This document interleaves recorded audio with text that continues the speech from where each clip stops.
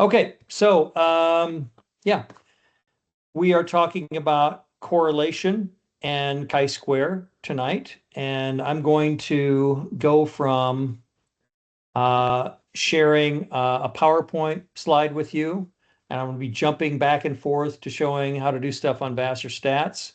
So we'll see how this works for showing stuff back and forth. Hopefully that won't be too bad, and I can try to view everybody. So let me start off by sharing my Word document screen. And if I think I just do a window, I think this will be good.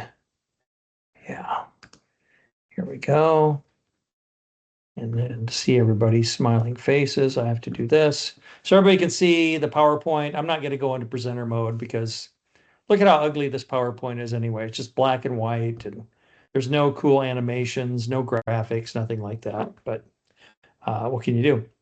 Okay, so we're going to start with a problem.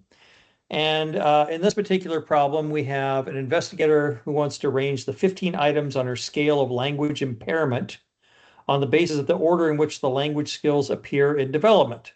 So, like the first item should appear first in terms of, maybe a 1 or 2 year old having that particular skill and so on. Not being entirely confident that she has selected the correct ordering of skills, she asks another professional to rank the items from 1 to 15 in terms of the order in which he thinks they should appear. Do the two researchers concur on the order in which the items should appear?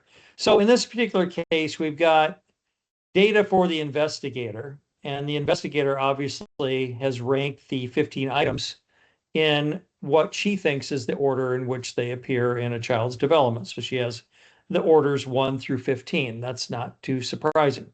The consultant, or the second person, her friend, doesn't see what she ranks. He just looks at all 15 of the items and says like, well, I think maybe this one should go first, and so on. So he doesn't know the numbers, but he puts that item first and we mark it as number 1. And of course, he thinks the third one that the investigator had listed should go second, and so on. So it's not a perfect match, but you can see overall it seems to be that numbers that are smaller for both and numbers that are larger for both, there seems to be a relationship. And let me explain quickly what a correlation means. So a correlation means you have two sets of data, but a correlation also always has pairs of data or dependent data. In other words, those two sets of scores are linked or connected here.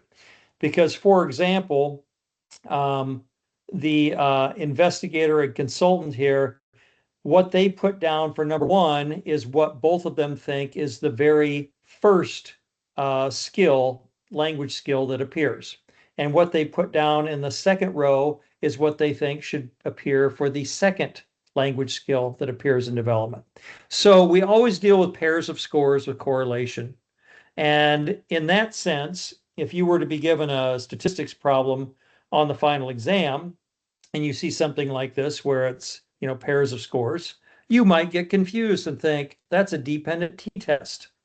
But a t-test and a correlation ask different types of questions. A t-test will ask, overall, is the before or after score lower than the before or after? Is the second score on average higher or lower than the first, and so on. So there's always a quantity. You're wanting to know which one has more or less overall. But a correlation asks a much different question. That asks the question of, as this variable increases in value, what does the other one do? Does it tend to also increase in value, or does it decrease in value, or does it just not really do anything? It's not really any relationship whatsoever. So if both variables increase or decrease in the same direction, then we have what's known as a positive correlation, because they both tend to move in the same direction. And, there's lots of things in life that's positively correlated. You might think, well, maybe salary and happiness are positively correlated. That makes sense, right? If we could just make more money, we'd be more happy. Well, that tends to not really be the case. There really is no correlation between your salary amount and your overall reported levels of happiness. Um, if I could date better looking people when I'm younger, maybe I would be happier. Maybe there's a correlation there in terms of objective measures of attractiveness and how often I get to date them and things like that. No, there's not really much there either. So we have lots of myths and misconceptions about correlations, but there are some correlations that are definitely hard and fast, true correlations. For example, age and shoe size for children tends to be positively correlated. As children get older, their shoe size tends to decrease or tends to increase. Same way with age and height of children and age and weight of children. There's definitely one in terms of if you look at a school's percentage of kids who are on free and reduced lunch, which is an indicator of poverty, family poverty, um, test scores tend to go down as free and reduced lunch rate goes up.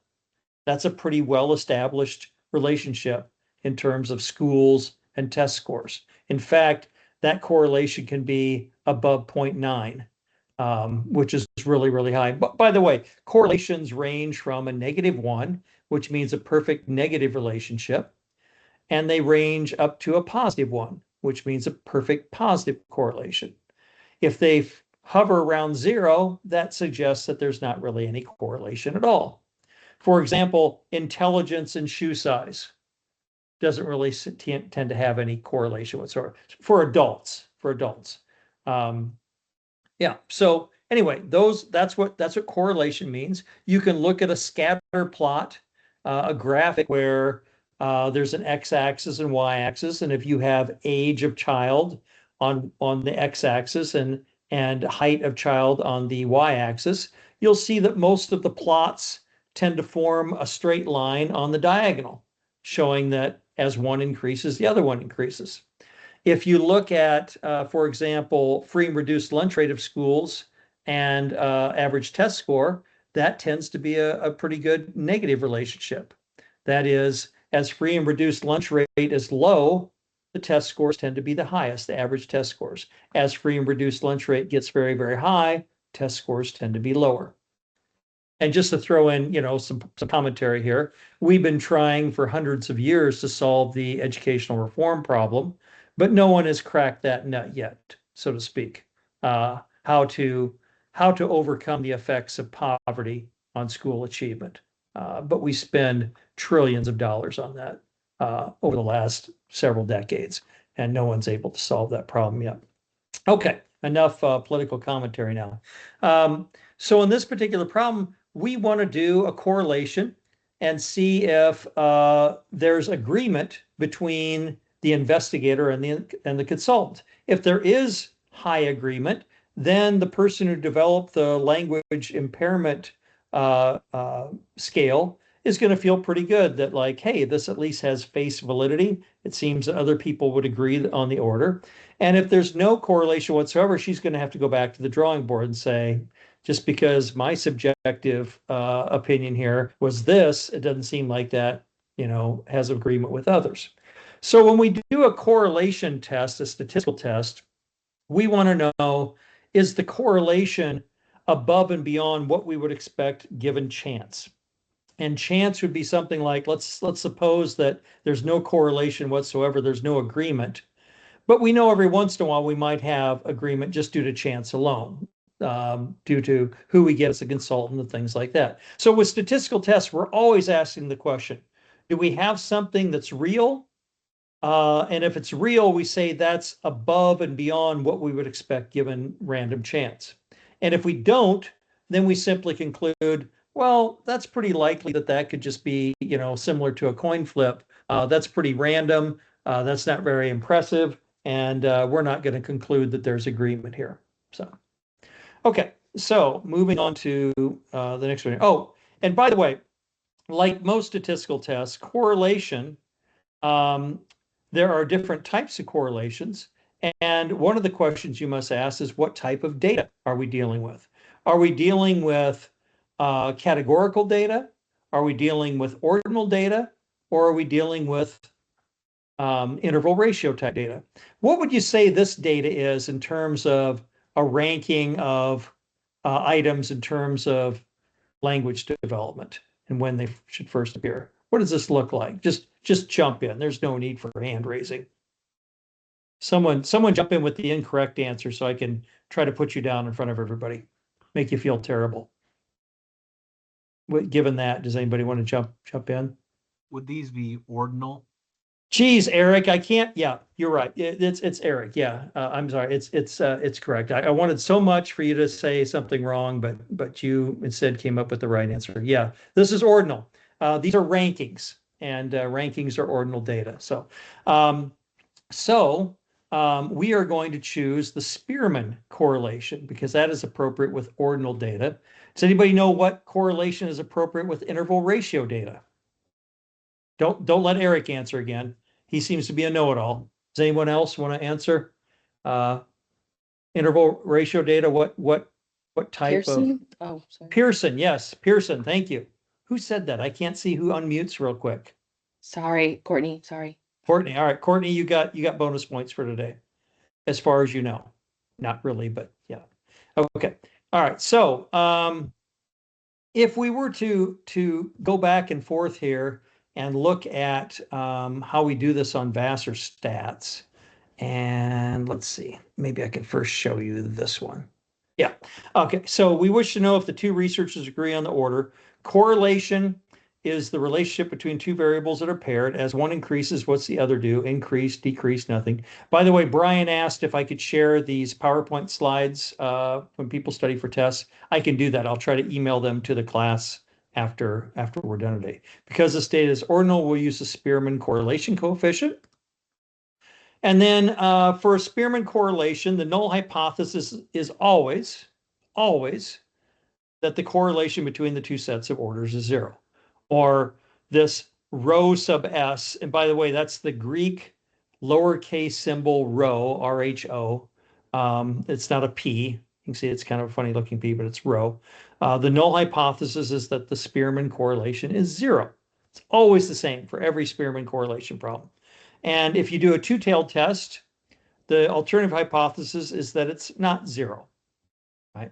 Now, in this particular case, you might argue that we have a strong sense that before seeing the data, that if they were going to correlate in any way, it would be positive rather than negative, right? Both people are kind of experts in the field. So you could do a one-tailed test here. You could say that alternative hypothesis is that the correlation is greater than zero as opposed to not equal to. If you did that, you have a bigger rejection rate region on one side, and you don't have to find as big a correlation in order to reject the null hypothesis.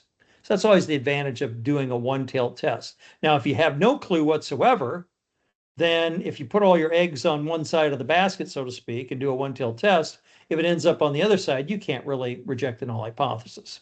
So all that stuff has to be done what's called a priori, which is prior to collecting the data when you develop your research question. We'll use an alpha 0.05. And let me jump back and forth here and show you how we do this on Vassar stats. So let me stop sharing this. And I'll go to hopefully my Firefox thing here. Yep, here we go.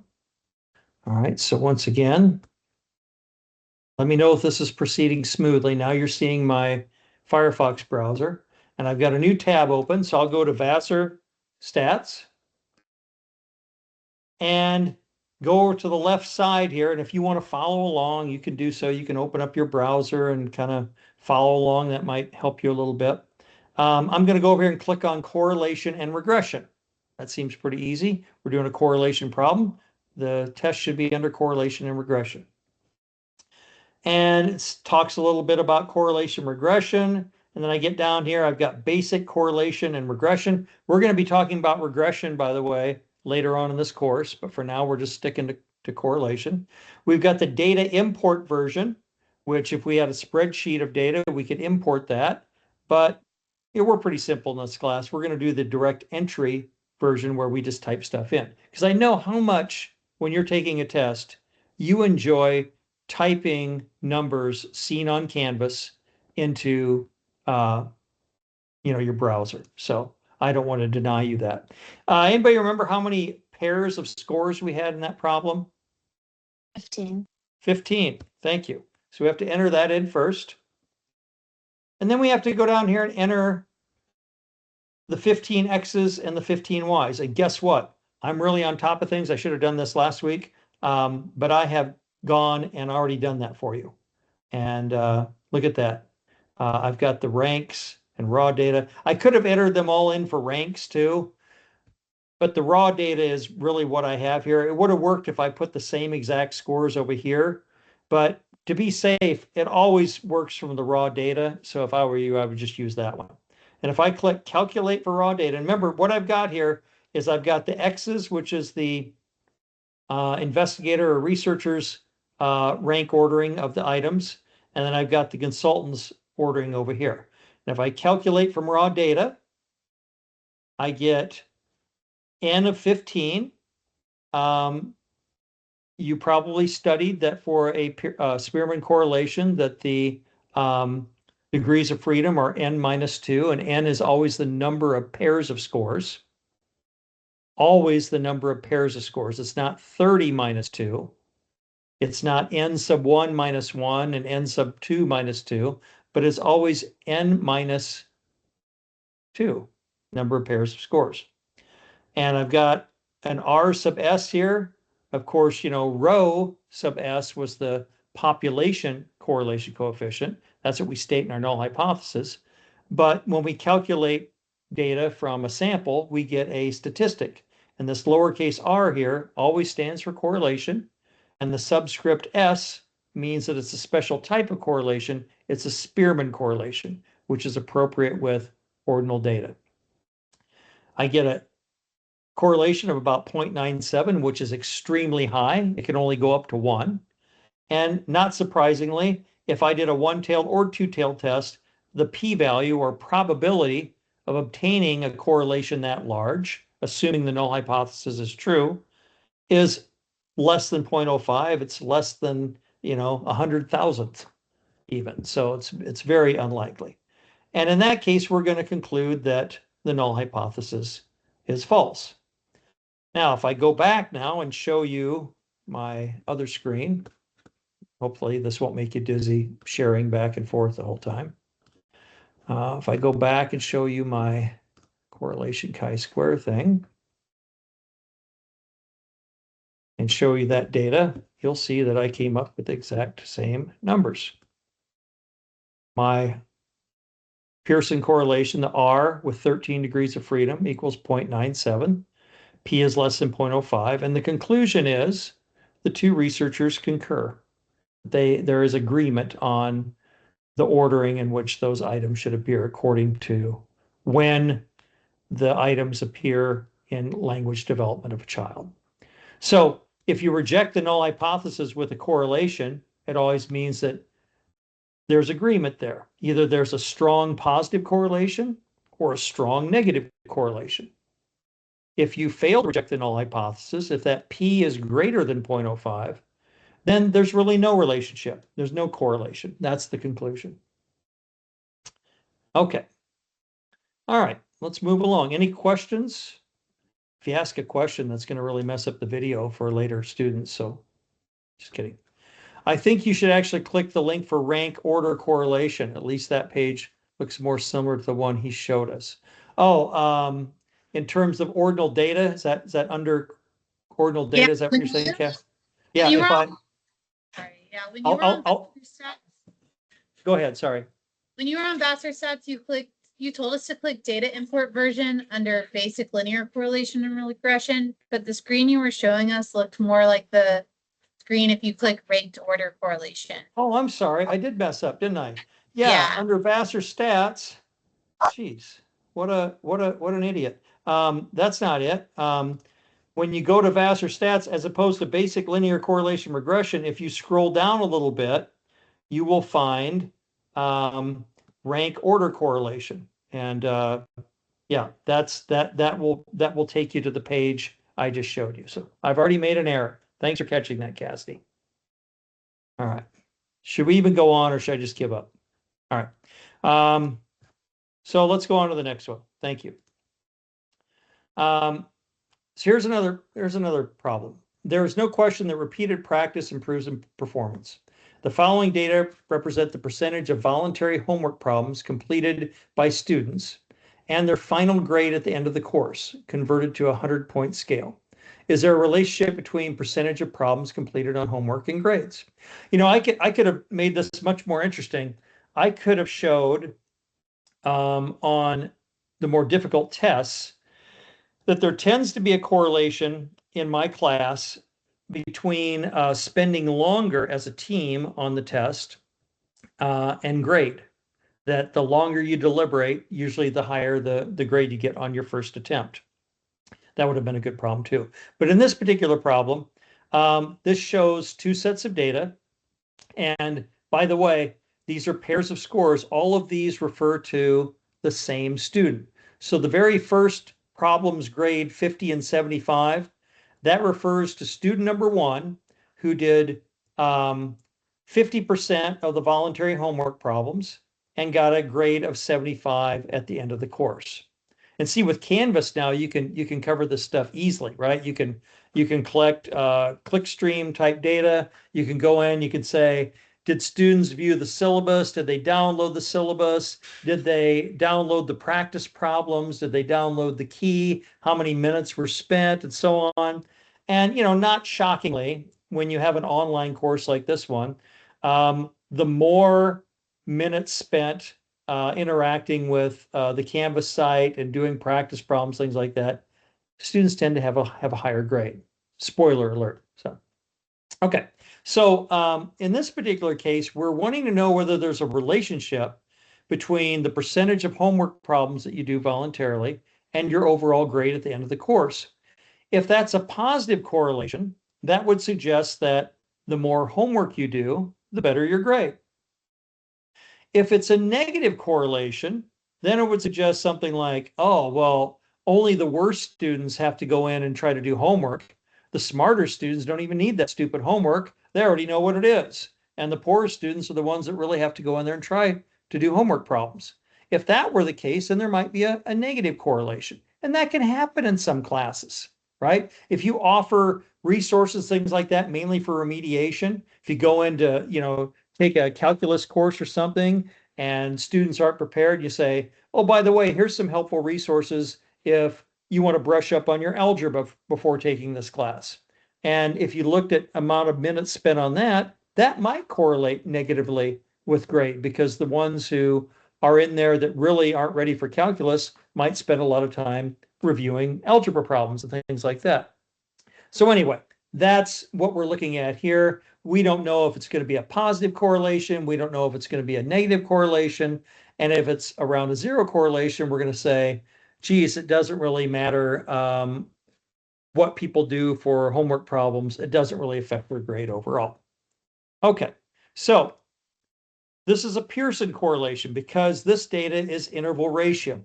The percentage of homework problems completed is an interval ratio number. We can take that and we can compute averages, standard deviations, things like that.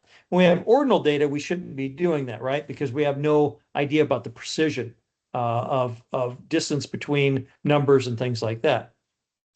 The Pearson correlation null hypothesis is always the same. It'll say that rho, the lower case Greek symbol for rho, is zero, that there's no correlation.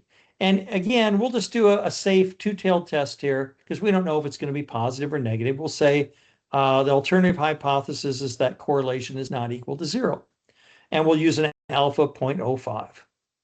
Okay, so let's flip back over now. Maybe I'll show the right Vassar stats page and we'll do that.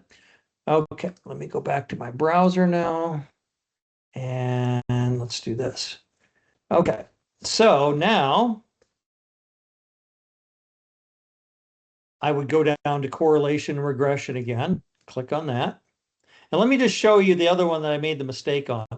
I showed you this one. right away for Spearman. That was wrong. Like Cassidy said, if I go down here a little bit further, I'll find rank order correlation. And that one is better. You know, the other way I can find that, you can also click on ordinal data. And if you go to ordinal data, they'll also have a link for rank order correlation. So 2 ways of finding that. Anyway, let's go back to correlation now. Now's the time to click on the direct entry version for Pearson correlation. Anybody remember how many pairs of scores were in that first one? It didn't say in the 16. problem. 16. 16. So we do that, and then we enter in those 16 variables here, which I have already done in another window that's open. Look at that, magic. I've already entered them in, so you don't have to spend time watching me enter scores in. Oh, and by the way, hard returns don't work on this. So you were entering them in. After you're done, you can hit the tab, and that'll return for you. And then I click calculate, and it's going to give me a bunch of this stuff that I don't need. It's going to show me the mean and variance standard deviation for both pairs of scores. I don't need that with the correlation. What I'm really interested in here is this R. This is the correlation coefficient, which is computed based on a sample. That's a positive correlation, meaning that the more homework completed, the higher the grade at the end of the course. Now, did anybody miss that quiz question that said the proportion of variance explained? Because that was in your readings, and you get that by squaring your correlation coefficient, and 0.75 squared is 0.563. That shows you that for final grade, about 56% of the variance in the final grade can be explained or predicted by the percentage of homework problems completed by a student. That's what that means. That's what that means. All right. Then there's slope, y-intercept, standard error of the estimate. All that stuff will come into play when we do regression later on. Degrees of freedom is 14 for the Pearson correlation. It's also n-2. And you can see I've got probabilities for a one-tailed test and a two-tailed test. We did a two-tailed test. So if that's less than 0.05, we reject the null hypothesis. So we know that there's a significant correlation. And what do we go to find out, you know, what's our conclusion? Well, this R tells us there's no negative sign in front of it. It's positive. We know there's a significant positive correlation, which means as one score goes up, the other one also goes up. So the conclusion, and let me get out of here now and go back to my PowerPoint doc. Guys are being awfully good, patient with me while I'm flipping back and forth here. Luckily, I've got 2 big monitors. When I was teaching last week, I only had 1 little laptop, and it's not as fun. Okay, so if we go to the next page here, that's a Pearson correlation, R with 14 degrees of freedom of 0.75. Probability is less than 0.05. And the conclusion is the more homework completed, the higher the grade. Something like that. Everybody good with the 2 correlation problems? Again, you're going to have practice problems for the upcoming tests and with the key. And when you find errors in those practice problems, you've been doing a great job of emailing me, letting me know. That's good. That just shows that your instructor makes mistakes when he goes through this stuff. I'm glad I'm not taking the test. You are. I just teach it. So, okay. Let's move along. All right. And I know that this is kind of silly when I've got this title stuff in the way, but anyway, I'll read it. The chairperson of an organization's planning committee conjectures that the membership preference for a, what is that? Upcoming political convention approximates the following distribution. Okay.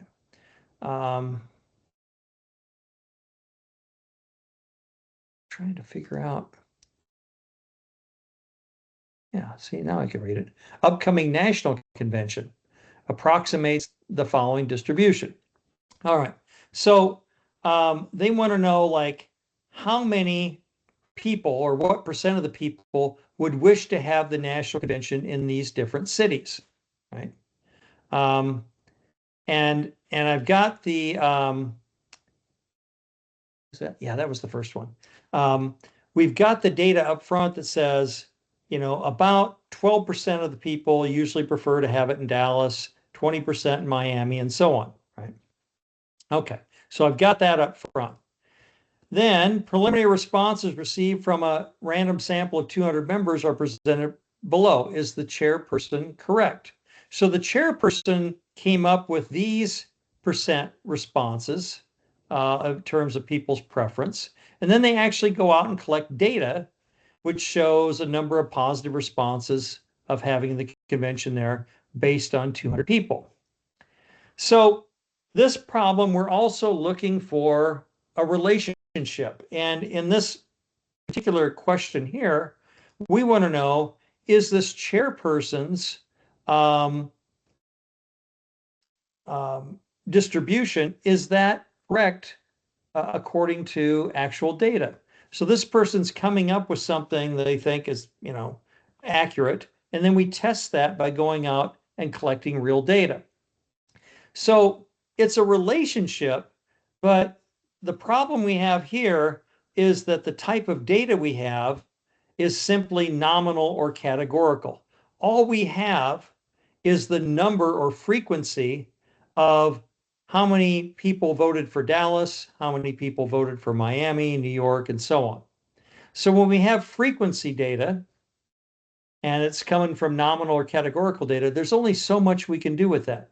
The only thing we have here is like how many were in this group. It's like there were 20 males and 23 females, something like that. We can't do a lot with frequency data, but we can do a test here to see if the chairperson's breakdowns in terms of those percentages or proportions are a good fit with the actual data collected.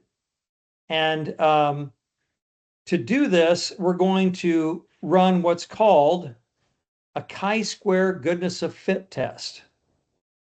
And I guess we want to know, does the data fit good? Now, it should really say, you know, wellness of fit, but we don't use proper English. So the chi-square statistical test is always used with nominal or categorical data. That is the type of data we have where all we know is how many of this group do we have, how many of this group do we have. We have frequency data. We know the number of these folks, we know the number of this one, the number of red balls, the number of cats, something like that. That's all we have. So we want to know whether the sample data fit the population proportions. So going back, this is the population proportion here that the chairperson conjectures. And then here's the actual sample data that we're collecting. So much like with the one sample t-test, we're comparing population values to sample values to see if they match. And in this particular case, we want to know whether it's a good fit. Now, if it is a good fit, I don't want to show that yet. Well, I guess I could.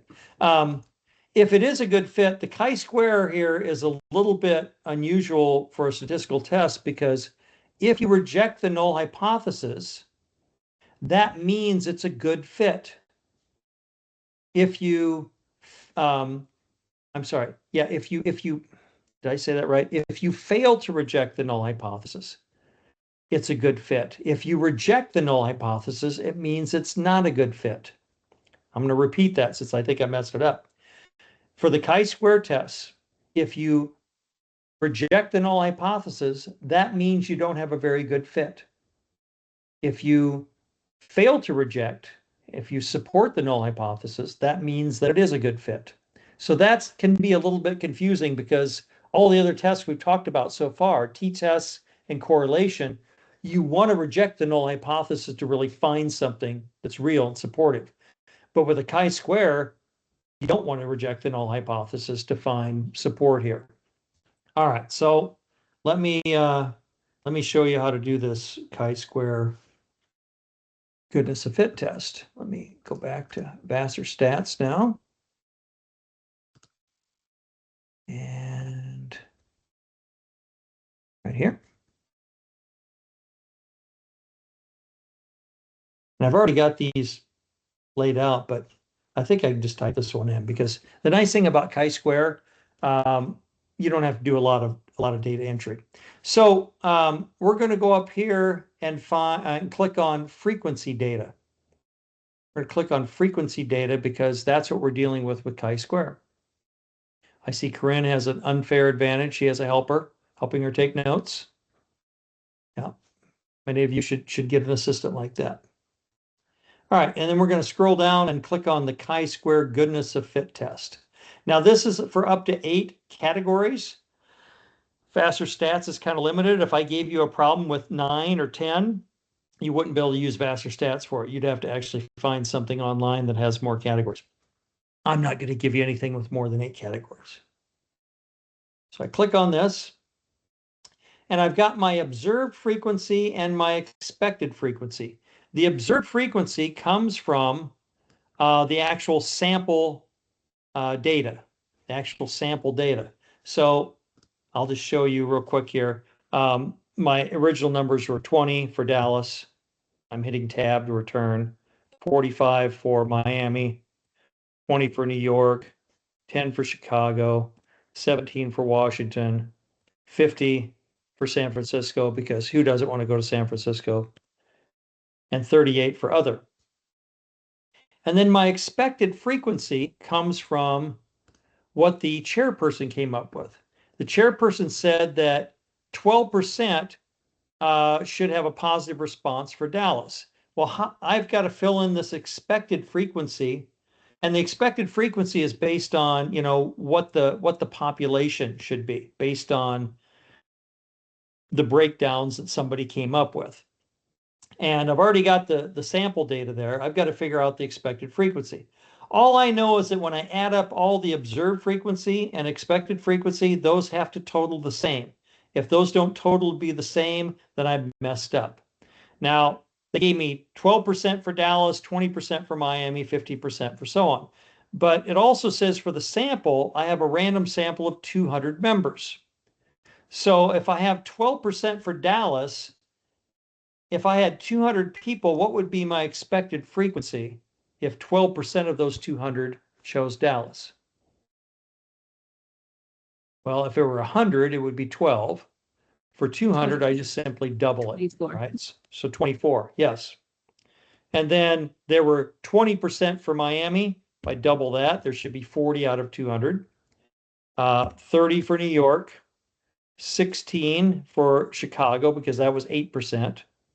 20 for Washington, 36% for San Francisco, and he had said 17% for others, so that'd be 34. That's how I get my expected frequency. So the most difficult thing when you do a chi-square goodness of fit test is figuring out what's my observed frequency, what's my expected frequency. Those will both be given to you in the problem. You will have information that's sufficient in the problem to figure those out. The observed is the actual data that you'll just simply be copying down.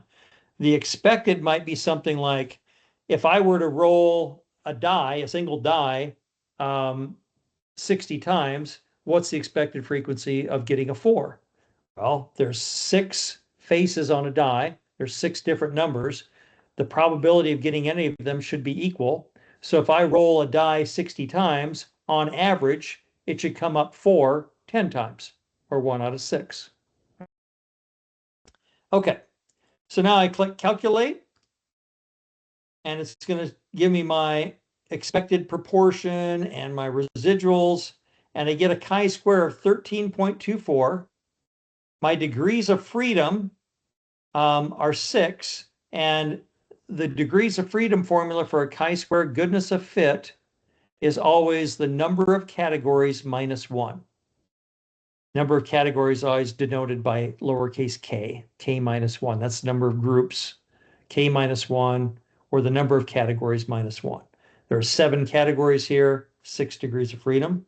This gives me my probability of obtaining those results, assuming that the null hypothesis is true. That's less than 0.05, so I reject. Now, let's go back and look at my notes so we can see what rejecting really means here.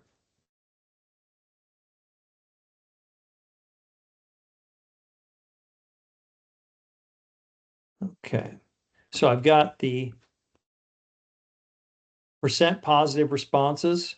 I've got the number of positive responses, and I do my chi-square. We got nominal categorical data. We want to know whether the sample data fit the population proportions. I got a chi-square of 13.24. P is less than 0.05. When you reject the null hypothesis, when P is less than 0.05, it means the sample data do not fit the population data. It's not a good fit. Let me repeat that. When you reject the null hypothesis with chi-square goodness of fit, it means there's not a good fit. And in this particular case, the conclusion simply is the chairperson is inaccurate. Those breakdowns in terms of percentages that the chairperson came up with aren't a good fit for what we actually found when we collected sample data. That's all it means.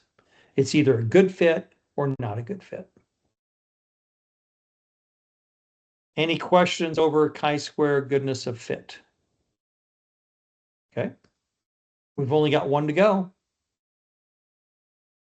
All right. Suppose we are interested in the effects on children of interreligion marriages.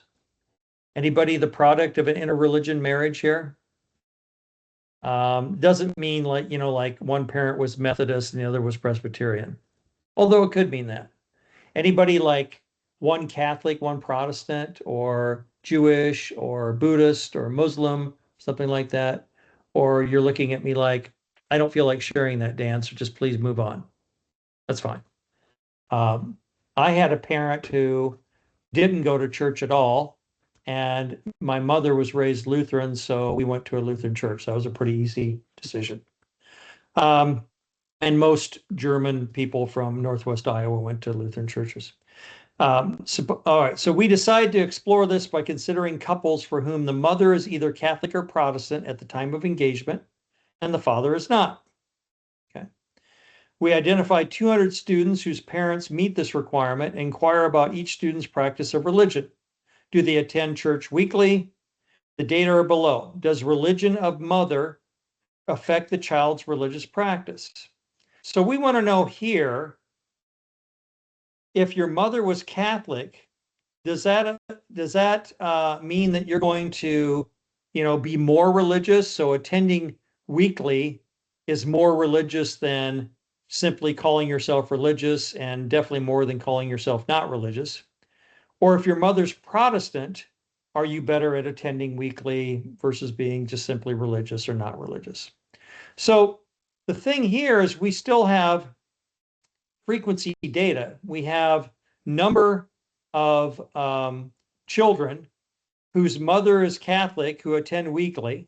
And we have 6 different categories here, really, of children in terms of whether their mother was Catholic or Protestant and how religious they are. And we want to know, is there a relationship between these two variables? Whether the mother's religious affiliation, Catholic or Protestant. Obviously, we're excluding Jewish mothers, Muslim mothers, Buddhists, and things, all others, Hindu. And then we also look at this category, and this category could simply be sort of viewed as overall religious. And notice that this actually could be viewed as ordinal, because I could assign 0, 1, 2, and 3, and attending weekly is more religious than just simply being religious and not religious. But even though I might call it ordinal data, I still got this one over here that's categorical. And I'm just going to treat them all as categorical data here and simply look at frequencies. Now, the problem with this one, you can't do a chi-square goodness of fit because I have 2 variables and I have row and column frequencies here. So in this case, I got to do a chi-square test of independence. It's a chi-square test because I have frequency data. And it's called a test of independence because I want to know if religiousness is independent of whether your mother's Catholic or Protestant. That's really my research question. Does the frequency in which you attend church or consider yourself religious, is that independent of whether your mother was Protestant or Catholic? If they're independent, then that's going to mean that there's no relationship whatsoever. A chi-square test of independence, if we find no relationship, do not reject the null, then that means that those two are independent and there's no relationship. However, if we reject the null hypothesis, that means that religiousness for a person whose mother was Catholic is different than the religiousness for a person whose mother is Protestant, that they aren't the same, that perhaps what religion your mother is at the time of engagement affects how religious the child is later on. So in this particular case, if we reject the null, it's kind of a more interesting question because we find that those two are not independent, that there's a relationship for the chi-square test of independence. Okay, so we wish to know if there's a relationship between the mother's religion and child's religious behavior. We calculate expected frequencies for each cell based on existing data. So with the chi-square goodness of fit test, we calculated our expected frequencies based on an a priori population model. And then we just simply compared that to our sample data. This one's more complicated. We don't have an a priori population model to compute our expected frequencies from. We've got nothing but sample data here. This is all we have to work with, is the sample data. So we're going to compute expected frequencies for example, this cell right here. How many would we expect to attend weekly for your mother being Catholic? By looking at the row total and the column total and calculating the expected frequency that way. We're going to do that for each one of these cells here of this 2x3 matrix. And that's what chi-square goodness of fit test is going to do for us. So let me go over to Vassar Stats once again. Show you that. And I'm going to go back now. And you just hit the back button, I guess. Yeah. So I've got chi-square goodness of fit. And if I keep scrolling on down here, I'm going to see I've got chi-square, Kramer's V, and lambda for a rows by columns contingency table containing up to 5 rows and 5 columns. This is the one I've got to click on. I want the chi-square for a rows by columns contingency table. And I'm going to select the number of rows and number of columns. You can't see what I have anymore, but remember the number of rows was whether your mother was Protestant or Catholic. That's 2.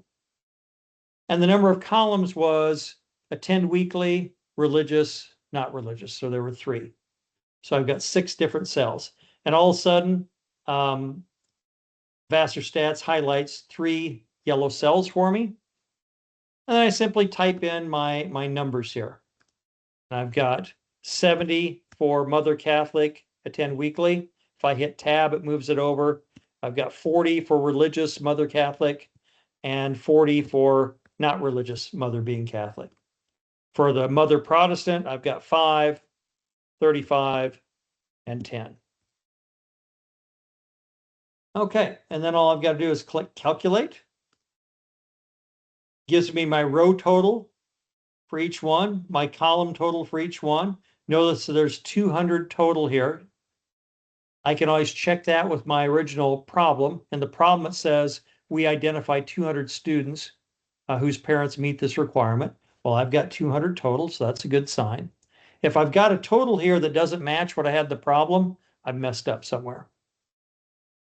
My chi-square is 32.89. It has 2 degrees of freedom.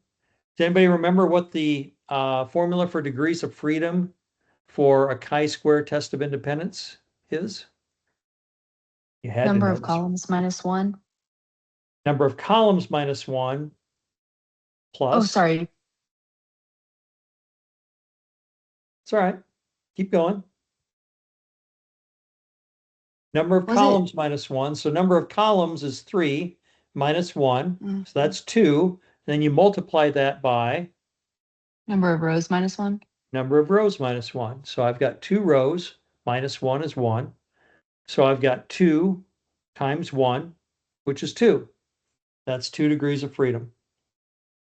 My p-value is less than 0.05. It's less than 0.0001. And my conclusion is that those two variables are not independent.